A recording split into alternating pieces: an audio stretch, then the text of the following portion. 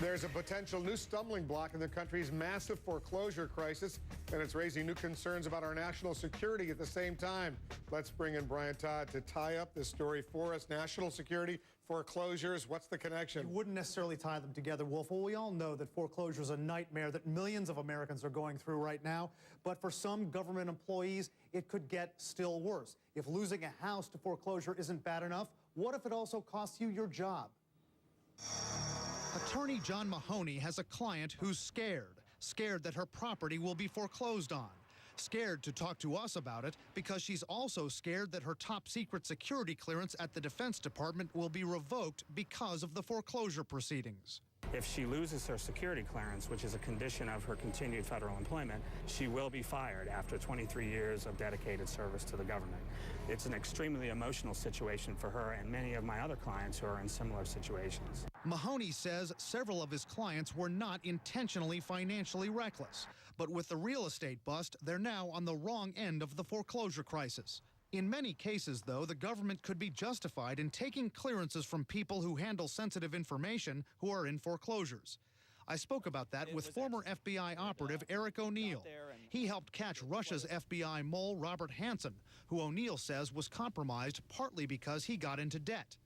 Ryan Phillippe played O'Neill in the Hollywood film Breach. Life can turn an honest person dishonest. The pressures, especially financial pressures. Can I provide for my family?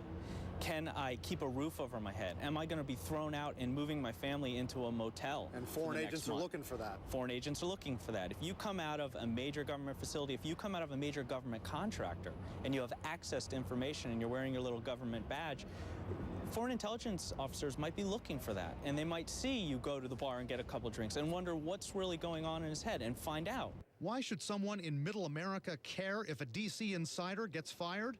I asked attorney Sheldon Cohen, who has a client who was laid off because of debt problems, what's being lost. Is it a security situation because whoever might replace her might not be as good or might need time to be trained?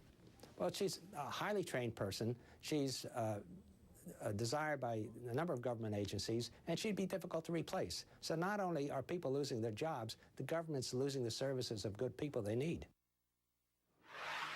We got response to this from the government's Office of Personnel Management. An official there in a statement said, quote, that in looking at whether someone's security clearance should be taken away, agencies use the whole person concept, considering the issue along with factors that may mitigate that conduct, end quote. In financial matters, the official says those officials could include those factors could include medical emergencies, divorce, or if a spouse loses a job, Wolf. Can people appeal this if they get themselves into this kind of a situation? They can. There is a special board at the Defense Department that handles that department and other agencies, and you can go there, but you don't have much success usually.